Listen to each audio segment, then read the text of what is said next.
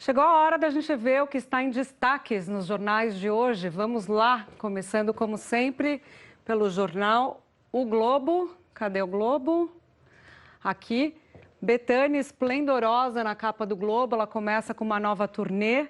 Ela estará na capa de todos os jornais, vocês vão ver. E tem show dela no final de semana aqui em São Paulo. Cantora de 73 anos, um ícone da música popular brasileira. Olha só, a manchete do Globo: queda de desemprego e de juros abre espaço para recuperação. Foram os dois dados que foram divulgados ontem. Então, uma queda no desemprego no trimestre, no segundo trimestre, em comparação com o primeiro trimestre, foi para 12%. E a queda dos juros, o Copom decidiu diminuir em meio ponto percentual a taxa, que estava em 6,5%, foi para 6%. É a menor taxa desde que começou a série histórica em 1996. Sobre o desemprego, o que a gente pode destacar? A maior parte dos empregos criados, mais de 1,5 milhão de empregos criados, foi em estados como São Paulo, grande parte deles da indústria, tá? Mais de 300 mil postos na área industrial, na área da indústria. Agora, 60% das vagas ainda são informais. Então, tem essa discussão ainda da informalidade muito grande, são 13 milhões de desempregados. Aí, se você coloca ainda subemprego, desalento, chega a quase 30 milhões. Então, tem essa discussão ainda casada com o desemprego. E os juros, é a discussão da política monetária, diminuir juros para tentar dar uma aquecida na economia. Com mais emprego, as pessoas voltam a consumir. A gente sabe que 60% do PIB é movido pelo consumo, então é uma coisa ligada na outra. Diminui juros, aquece a economia, com diminuição de emprego, a pessoa pega o dinheiro para investir, acaba contratando a diminuição do desemprego, com diminuição do desemprego, mais consumo, e a roda da economia gira, essa expectativa de alguns analistas. A Azul ganha licenças e acirra competição na ponte aérea. A gente está falando aqui da questão em Congonhas, dos slots. Slots são aqueles espaços, aquelas licenças que as empresas de aviação têm para pousos e decolagens e que são disputados praticamente à tapa entre as grandes companhias aéreas. Então, a Gol e a Latam estavam já de olho nesses slots, nessas licenças, e a Azul pegou parte delas. E a expectativa do mercado é que, com isso, com a entrada da Azul nesse espaço em Congonhas, cai o preço das passagens, porque a gente viu, a gente tem acompanhado, já demos aqui no Em Ponto, aumentou o preço da passagem aérea, porque houve uma concentração entre Gol e Latam com a crise da Avianca. Essa foto do Globo, enseada de água imunda, foi um defeito numa comporta que causou o despejo de esgoto na enseada de Botafogo. Então, a gente vê uma onda negra ali, mostrando toda a sujeira que acabou caindo ali naquela área. Flamengo vence nos pênaltis e pega o Inter na Libertadores, vai para as quartas de final das Libertadores. Vocês sabem que eu não entendo muito de futebol, mas fui ler para vocês se informarem. Passou para essa fase agora na Libertadores o Flamengo. O que mais que tem por aqui? Tem aqui o Bolsonaro pode cancelar acordo que prejudica aliado paraguaio. A gente também vem falando sobre esse assunto aqui no Em Ponto, vamos voltar a falar sobre ele. É um acordo que o Brasil fez com o Paraguai em maio a respeito da energia elétrica de Itaipu. Só lembrando que Itaipu é binacional, 50% da energia para o Brasil, 50% para o Paraguai. Ocorre que o Paraguai é pequeno, não consome tudo, vende para o Brasil uma parte, o Brasil repassa para o Paraguai também. Aliás, o Paraguai pega da usina uma energia excedente, que é uma energia mais barata. E aí toda a polêmica em relação a quanto o Paraguai remunera por usar essa energia excedente. Então, foi uma crise enorme no Paraguai essa história, porque o Paraguai passaria a remunerar mais o Brasil, pegou muito mal lá, caíram já 4 grandes autoridades do país, entre as quais o chanceler e o presidente pode sofrer impeachment. A oposição está querendo abrir um impeachment contra ele. E aí o presidente Jair Bolsonaro estendeu a mão, ele é um dos aliados na região, o Paraguai hoje do Brasil, alinhado ao presidente Jair Bolsonaro, e diz que vai rever esse acordo feito em maio, que o Paraguai deveria pagar mais. É essa polêmica, a gente fala sobre isso depois com o Ariel Palacios, vai ter mais informações. Juro cai a 6%, a menor taxa em 23 anos, BC indica novos cortes, outros jornais estão usando como parâmetro 1999, que é quando começou o sistema de metas de inflação, mas é basicamente a mesma repercussão econômica do dia ontem. Aqui, INPE indica alta de 40% no desmate na Amazônia. A gente acabou de dar reportagem sobre isso. Toda uma discussão em torno do sistema que está sendo usado para dar esse percentual de 40%, o sistema que chama DETER. O que acontece? O ministro Ricardo Salles diz, esse sistema não funciona para fazer comparação de mês a mês. É um sistema que detecta, é uma espécie de alarme, ele vê ali o que está acontecendo e registra. Então, não pode ser usado esse sistema. Os outros técnicos, ONGs, pessoas que acompanham a discussão do meio ambiente, acadêmicos, diz que pode, que é um indicativo, ele está apontando para uma tendência, ele mostra o que pode acontecer. De qualquer maneira, com base nesse sistema que eu falei, 40% de crescimento em um ano, no período de um ano fechado, agora em julho. E também no mês de julho, comparado com o mês de julho do ano passado, um crescimento de mais de 200%, com base nesse sistema, que daria mais ou menos uma cidade de São Paulo de desmatamento maior em julho. Deixa eu seguir aqui com a foto do Estadão, a foto do enterro, cavando as covas para enterrar os presos que foram massacrados lá em Altamira.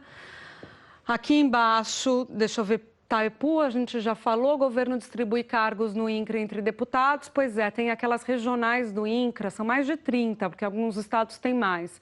Então, são as regionais do INCRA em vários estados, sempre foram alvo de cobiça de parlamentar. Isso, aliás, toda a estrutura do governo federal em estados, ela costuma ser alvo de cobiça dos parlamentares, porque faz a política ali na ponta, que é onde eles têm o voto. Essa matéria do Estadão diz que está tendo distribuição entre os deputados para as superintendências do INCRA nos estados. E aí, uma discussão de que o governo diz que é importante os deputados participarem, que não é loteamento e tal. Brasil e Estados Unidos acompanham a tendência e reduzem juros. A gente falou dos estados do Brasil.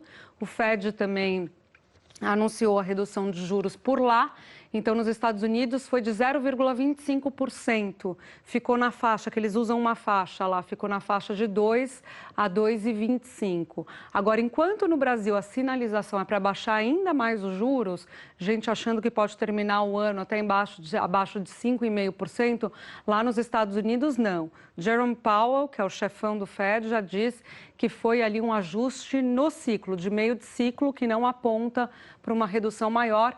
Tanto nos Estados Unidos quanto no Brasil, inflação controlada e tentativa de aquecimento da economia. No Brasil, que está com uma dificuldade maior, os Estados Unidos já está com a economia mais aquecida e quer manter esse nível. Vamos subir aqui a Folha, traz uma foto muito parecida com a do Estadão. Aqui tem um destaque daquelas matérias que a Folha tem feito com o site Intercept, uma matéria exclusiva deles. Deltan incentivou cerco a Toffoli, indicam as mensagens. São esses os destaques da Folha. Vamos agora para o Valor. Economia ganha novo alento de bancos centrais. É exatamente o que a gente falou. Tanto no caso do Banco Central Brasileiro quanto do Fed, um alinhamento de distensionar a política monetária, tentando deixar a atividade mais aquecida, já que a inflação nos dois casos está controlada. Agora, só uma informação que chama atenção, a gente está falando sobre desemprego e essa importância toda de aquecer a economia para diminuir o desemprego e aí aumentar o consumo. Brasil, segundo o último dado que a gente trouxe ontem, que foi divulgado, aliás, ontem, 12% de desemprego. Estados Unidos, 3,9% de desemprego. Os dados da economia americana estão bastante fortes. Lembrando que ano que vem tem eleição por lá. Isso tende a beneficiar quem está no poder. Aqui uma entrevista com o João Amoedo, do Partido Novo, falando sobre o alinhamento do partido na prática com o governo Bolsonaro no Congresso. Sabe por quê? Os levantamentos feitos sobre fidelidade dos partidos na votação em relação ao governo mostram que o Novo é mais fiel que o próprio PSL, que é o partido do presidente Jair Bolsonaro. Acaba votando muito mais alinhado com o que quer o governo, com a orientação que é feita pelos líderes do governo, do que o próprio PSL, que tem uma bancada de 54 deputados. E por que isso? Segundo o presidente do Novo, João Amoedo, é porque a pauta econômica que é defendida pelo governo é a mesma que é defendida pelo Partido Novo. Mas ele dá uma aspa aqui, estrategicamente, Bolsonaro é muito diferente do que a gente acredita. Esse roteiro de achar que alguém vai aos trancos e barrancos, aos gritos e berros, resolver o problema, não é no que acreditamos, disse aí o presidente do Partido Novo para Malu Delgado. Por fim, gente, o último destaque que eu queria mostrar para vocês, Petrobras deve ter lucro maior que 20 bilhões, deve ser reportado hoje os números do segundo trimestre, aí diferentes casas, bancos, fazendo a estimativa do que deve, a previsão de qual que deve ser o lucro. O Santander está dizendo que deve ser 22,3 bilhões, o Credit Suisse 21,8 bilhões. De qualquer maneira, esse lucro aqui vem impulsionado pela venda da TAG, lembra? A transportadora de gás, a gente falou bastante sobre isso aqui no Em Ponto, o STF liberou a venda, foi vendida 30 bilhões com a venda da TAG, ajudou a compensar a situação da Petrobras, que teve uma produção menor nesse último trimestre, então deu uma compensada ali. Acho que eram esses os destaques que eu queria mostrar para vocês. A gente segue em frente, porque é um reflexo da inércia da economia. A gente vai falar sobre isso, na verdade. Uma pesquisa aponta que 7 entre 10 brasileiros precisaram cortar gastos no primeiro semestre para adequar o orçamento familiar. E quem tem as informações sobre esse assunto é a Narayana Borges, que está lá no Rio de Janeiro. Bom dia, Narayana.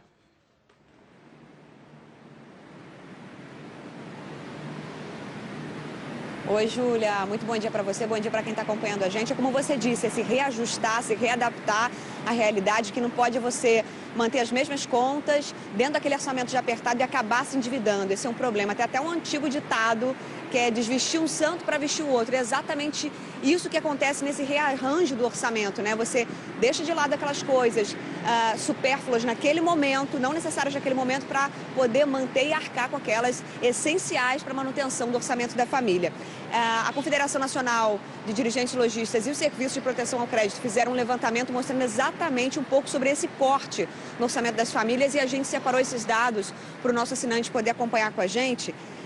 E eu começo falando exatamente sobre esse percentual de famílias que fizeram cortes. Então, como você bem destacou, Júlia, 7 em cada 10 brasileiros precisaram fazer um corte ali no seu orçamento, e também teve uma boa parcela que acabou recorrendo aos trabalhos extras, né, os chamados bicos, para poder complementar a renda familiar.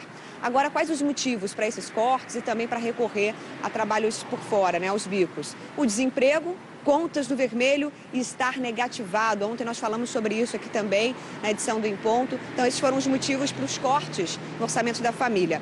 E a gente também separou o seguinte dado, né? A maioria desses cortes impactou diretamente o setor do lazer, né? As pessoas cortaram refeições fora de casa, bares e saídas noturnas, né? Compras, roupas, calçados e acessórios, viagens, cinema e teatro. Então, a gente vê o impacto nesse corte no orçamento. Para falar mais sobre esse assunto, eu vou conversar agora com o professor Tiago Sayão, ele que é economista do IBMEC aqui do Rio de Janeiro. Professor, muito obrigada pela sua participação. Eu queria entender o seguinte, professor, quando a gente chega exatamente nesse ponto de corte no orçamento, isso já sinaliza, já levanta um sinal vermelho, já é um sinal de limite do orçamento dessas famílias? Sim, bom dia. A questão desses dados, eles mostram que a capacidade de endividamento das famílias já chegou no seu limite. Então, elas começam a ter que optar, principalmente entre itens de alimentação, educação e saúde, que são primordiais na vida de qualquer família, em detrimento dessas outras atividades, que são atividades consideradas inicialmente como supérfluas, mas que são essenciais na vida de qualquer pessoa. Mas cortar acaba sendo melhor do que entrar numa dívida, né? É importante a gente destacar isso, né, professor? Sim, é importante a gente pensar o seguinte, as famílias elas começam a ter prioridade. Então a prioridade vai ser itens que são essenciais na vida dessas famílias, em detrimento dessas outras atividades que são importantes, mas que nesse momento elas não conseguem ser contempladas, dado a restrição orçamentária que essas famílias estão enfrentando. Professor, agradeço demais a sua participação. Júlia, volto com você, mas antes, né, a gente lembra que teve uma redução na taxa de desemprego e também uma redução na taxa de juros. É claro que isso é positivo, mas os reflexos disso a gente só vai sentir lá na frente, quiçá no ano que vem. Volto com você no estúdio. Verdade, muito bem, porque quando há diminuição da Selic, a gente só sente esse impacto em 5, 6, às vezes 8 meses.